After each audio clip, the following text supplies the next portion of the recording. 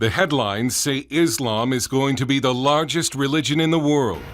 But Islam is facing a crisis.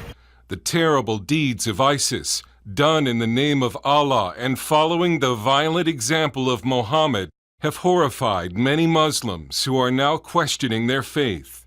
Missionaries to the Islamic world say more Muslims have converted to Christianity since 9/11 than during the entire 14 centuries of Islamic history. Many keep their conversions a secret, afraid for their lives. In London, this British college student from a Pakistani immigrant family left Islam after a lengthy study convinced him the Quran could not be true. We hid his face because Islam teaches that apostates must be killed.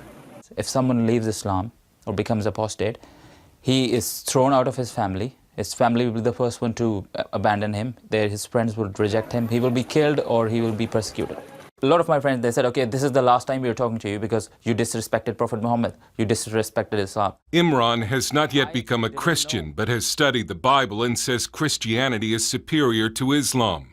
Some ex-Muslims become atheists, but some discover a God who loves. Because of ISIS, many people become Christian. In Sweden, Pastor Fuad Rasho, himself an immigrant from Syria, has baptized more than 100 ex-Muslims. Every week, I meet almost one or more who come to me. They come to me and like to know about Christianity, about Bible, because they are very angry.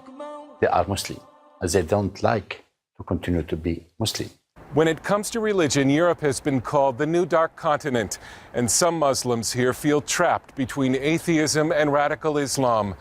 But they see hope in Christianity. When Nassim Ben Iman came with his parents to Germany as immigrants from a Muslim nation, he remembers thinking that if Germany is a Christian nation, then Christianity is a dead, sinful religion. Nakedness in the television is because of the Christian religion. Living together, not married, is because of the Christian religion. But then Nassim discovered real Christianity and is today an evangelist reaching Muslims and non-Muslims for Christ. When the people understand who Jesus is, they will more and more love Jesus and follow Jesus. And when the Muslims understand more and more what Muhammad is, what the Quran is, what the history is, then they will go farther away from Islam.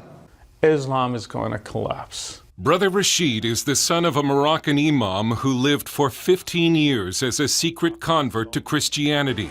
Now he hosts an Arabic-language Christian program called Daring Questions that challenges Muslims to question their faith. Many Muslims actually, they say, if what ISIS is doing is Islam, I'm leaving it. Some of them are becoming atheists. There's a huge wave of atheism in the Arab world right now.